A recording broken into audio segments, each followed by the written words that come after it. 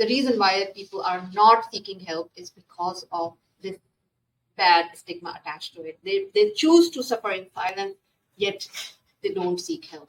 And that's why we need to break the stigma. We need to initiate the conversation about this topic so people don't feel ashamed, people don't feel shy to seek help.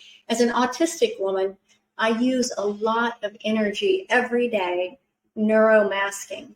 Neuromasking, as a neurodivergent person, we tend to try to fit into society. And for my entire life, many decades, I wore a mask. And that was what we call neuromasking, because I tried desperately to fit in with society and really worked to figure out how I would be able to be normal. Well, I'm happy to say that now I understand about my autism and ADHD and dyslexia, and I know that my brain is wired way differently than the neurotypical population.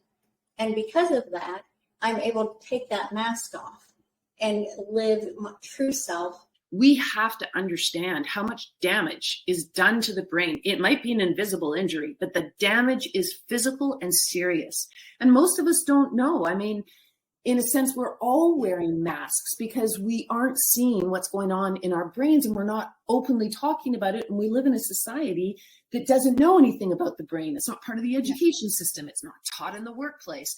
And of course, so we're afraid of our mental health because we don't even have a vocabulary for it or an understanding. We don't have the same things about our heart health.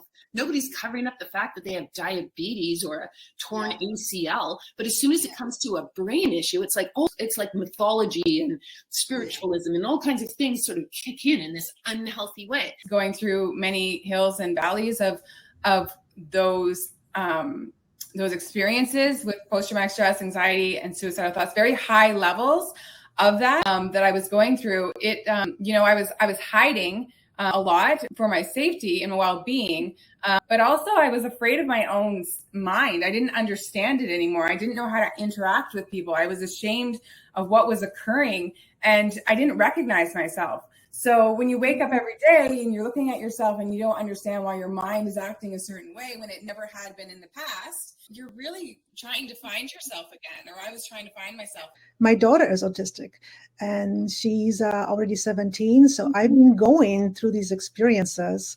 And I see educational system through two types of lenses: as a professor, a former teacher, and also as a parent.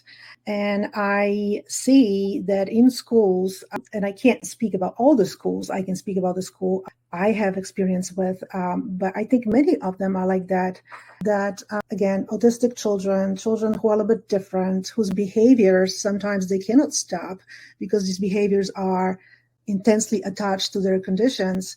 They are asked to stop those behaviors. They are asked to adjust to the so-called norm, which who even can say what the norm is? And this is putting a lot of pressure on these children.